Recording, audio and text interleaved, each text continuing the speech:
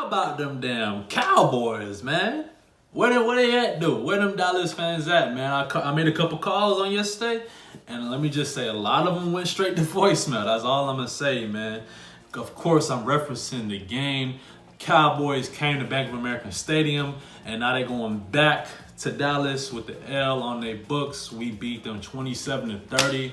Man, though, what a great game. That was a fun game to watch from start to finish. It was entertaining, back and forth, man, and really it was just a great game of football. As a fan, not only of the Panthers, but football, it was really entertaining. I'm glad it wasn't, too lopsided. It was a great thing to watch, man. But of course, I'm happy we got the dub. Dallas came in there and we took care of business at home, still undefeated at home. We move on the season now to 3-3. So our first time being at 500 since like 2021 or something crazy like that. So good job on Canales and them, man. RICO, of course, facing his former team, had another big day on the ground, like 180 something yards. I believe the first ex-Cowboys player to rush for over 100 yards against the Cowboys or something like that. Big day for him, and he definitely willed us through. I was happy we was able to finish that. Of course, if you ever listen to Canales' press conference, he always talks about finishing, and it's good to see this group really learning how to finish and win games at the end. It's Victory Monday, so we gotta celebrate, man. Today's beverage of choice, I got this rosé here, Black Girl Magic. We keeping it black owned here. I actually have tried this before and I really like this rosé. So hope you have your beverage with me if you're of age, of course. And man, let's talk about this Cowboys-Panthers game.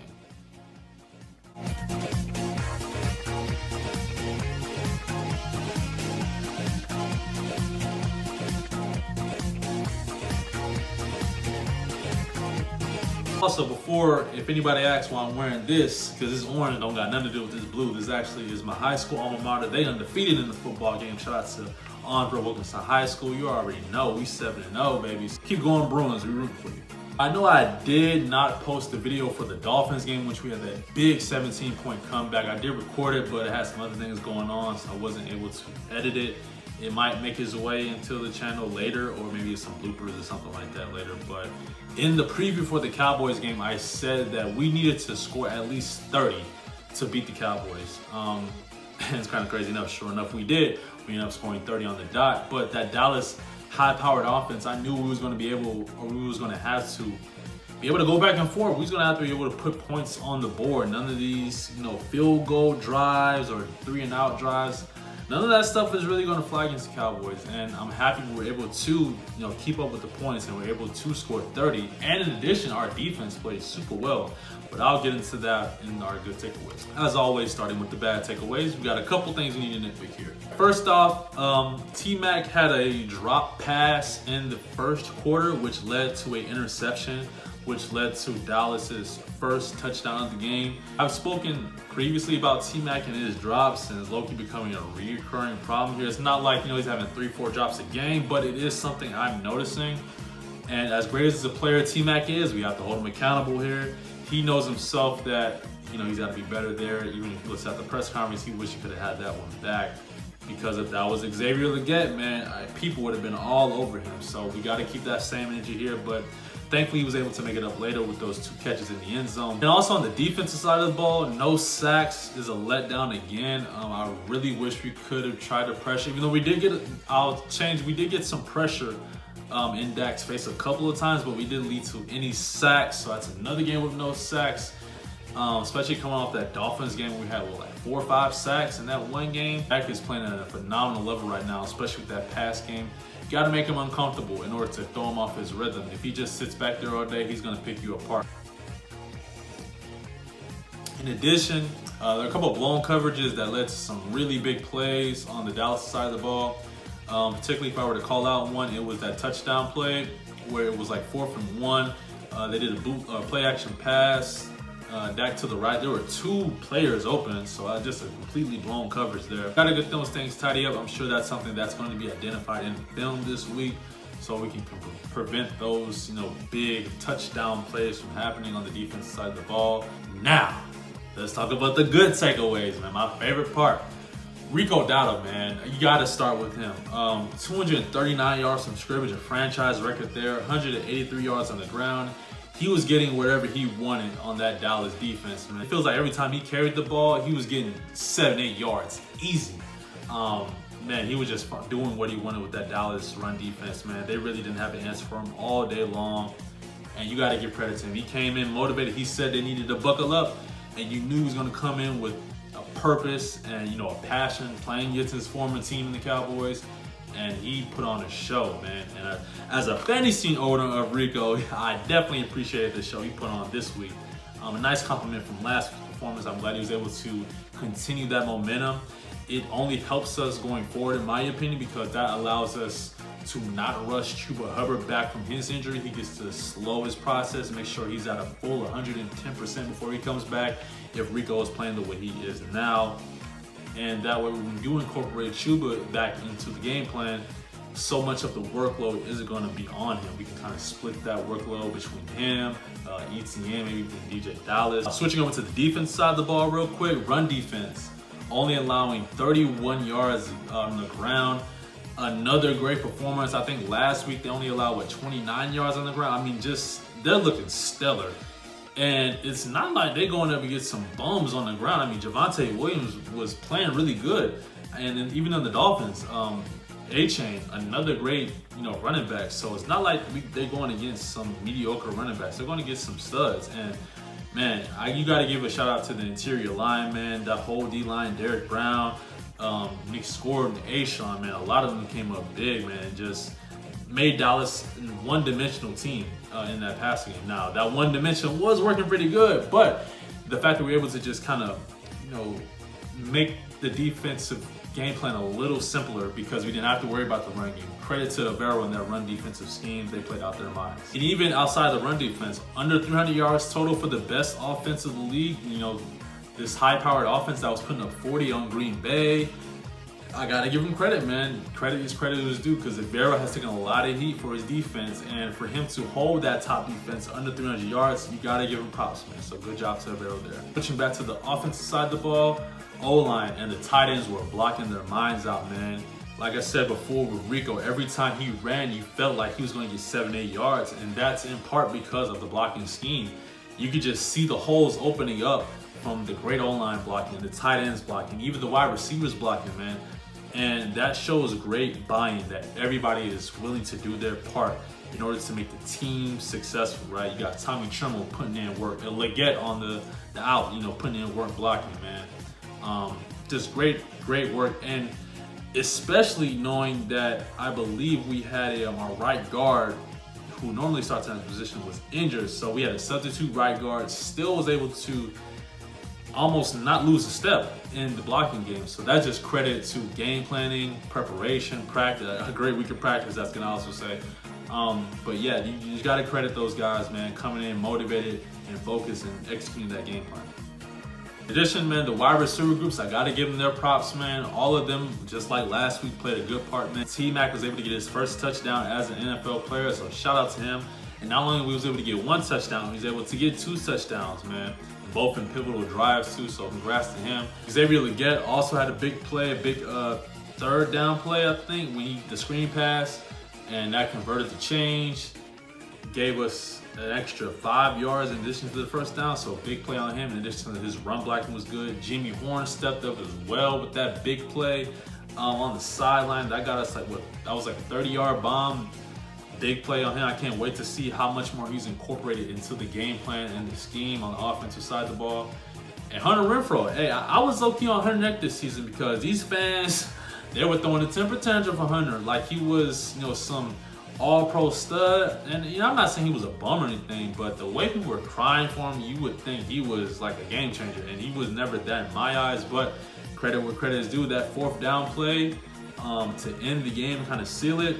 He stepped up, made a big catch on 4th and 3. I don't know why that Dallas defender was so far back and we only had 3 yards to go, but shout out to Hunter for being in the right position at the right time. And kudos to him, he helped us win that game. Speaking on that 4th down play, I think that really speaks to how Canales is trusting Bryce, or it has that trust in Bryce, right? Because in any other situation, maybe we hand it to RICO, right? Because, he's been killing it all day. Or maybe we just kick the field goal from there. Just, we give it to Fitzgerald, long field goal. Nah. Canales said, I'm going to put the ball in Bryce's hands and go out there and make a play. So, got to give credit to credit is due, because I know a couple of games before we were criticizing the play calling of Canales, saying that it looks like he didn't trust Bryce in certain situations. But, looks like he had his full trust hat on today. So, got to give credit to that, man. It looked really crispy out there. Shout out to all the wide receivers, especially the youngins. And the offense overall, man, they started well and they finished well, man. Played a good 4 quarters, and that, again, was one of the biggest issues with this team. The start was always so slow. We always put ourselves in these holes, like the Dolphins game, starting down 17-0, right?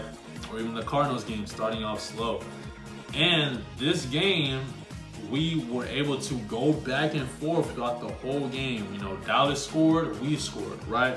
Dallas maybe made a stop on us, but our defense was stepped up and made a stop, right? But offensively, we were able to keep that, intensity and that momentum going throughout the whole game. It was never a point, let's say like the third quarter or something, where I felt like, oh man, I don't know if we can score right here. Nah, the way they were moving and the way, especially with the run game, was just opening up everything, which is really important, I think, going forward, that we just make sure and establish that run game. But man, I never felt uncomfortable with the offense in this game. I always felt like we can move the ball down. Now, granted, Dallas defense is kind of famously not good at the moment, but still, we still got to go out there and make those plays. And shout out to the offense, man. They were out there moving with confidence, and they were making plays all game long.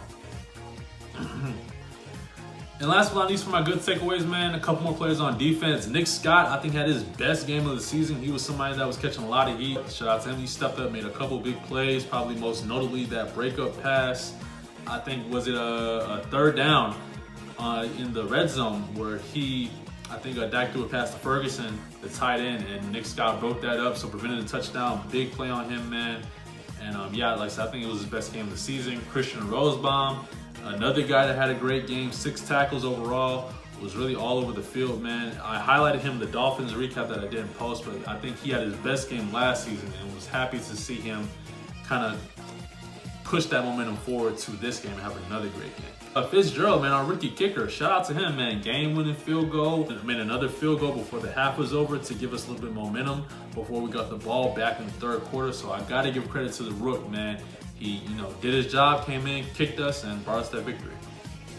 Now, going forward against the Jets, this will be back on the road. We're going to go to New York to face the New York Jets, who are coming off a loss to I just watched that game. I forget who they played, but the Jets just lost. They are currently 0-6, I want to say. But don't let the record fool you. This is really a trap game for us, right? We cannot go into New York thinking that this team is just going to lie down and, just give up. Nah, they're going to come in motivated, especially with Steve Wilkes on that defensive side of the ball. He's going to have them boys motivated to, play against their former team and, play against us, right? He's going to have them on all 10 toes. Can we continue that momentum, and can we not loosen up that intensity just because it's the Jets, right? Can we keep up that momentum? Can we stick to the game plan? Can we stick to the script and stick with the level of execution that we were these past 2 games? Additionally, I want to see us generate some pressure. Justin Fields notably holds the ball too long, which leads to a lot of sacks. And it was the Broncos. Now I remember the Broncos, I think I went 9 sacks on him, and it was an overseas game. So I want us to be able to generate at least 2 to 3 sacks minimum. 2 to 3 sacks and a couple pressures, maybe an interception or 2. I want to see us really make Justin Fields uncomfortable. Let's not let him get loose with his legs here. I want to see more sacks on the box score. We definitely have the players for it with Derek Brown, Nick Scorton, Ashawn, Pat Jones, if he comes back from injury, hopefully. But I definitely want to see some pressures in that Jets game. Like I said earlier, I want to see if we can keep this energy and this focus and this level of intensity on the road like we are at home. We were fortunate enough to have these back-to-back games at home. Obviously, we started off kind of rough because I believe the first 2 out of our 3 games were on the road. So now that we've seen what we can do, and we've seen we can only win, but we can win in all 4 quarters. Are we able to play, generate some offense, establish the run game? Can we do that on the road against a Jets team that is still going to be hungry for that first win? Like I said, they're not going to lie over, so we need to come in there with the focus and intensity just like we have these past 2 games. So hopefully Canales is giving a sort of similar messaging in the locker room, and we're able to get that dub. If I were to make a prediction for the Jets game, I'm going to be on the side of optimism here. I'm going to say we win, let's say 23-17. I say 23-17 Panthers in a somewhat close game. Let's say we get about 3 to 4 sacks here. That's my prediction, but can't wait to watch it. Can't wait to see how it plays out. And I'm hoping we stay focused and driven throughout the whole week so we can get that dub on the road, be our first road win. Yeah, I'm excited, man. Panther football has a little bit more of excitement to it again, and I'm happy. I've been here from the beginning. I've been believing in Bryce. I've been believing in Excel. You know, a lot of y'all gave up. A lot of y'all was ready to trade everybody. Y'all was throwing away the towel in the season, but now look at you. You're back. And I've been noticing some of y'all flavor of the week fans. But you need to tell me what y'all thoughts on the game, man. Did y'all try to reach out to some Cowboys fans and then went to voicemail? Y'all have that same experience as me? Let me know. Let's have a conversation. Tell me what are some of your expectations going into the Jets game. I'll be happy to dialogue in the comments. As always, this is Lewis from Dark Grapes. Stay hydrated, stay moisturized. I'm out.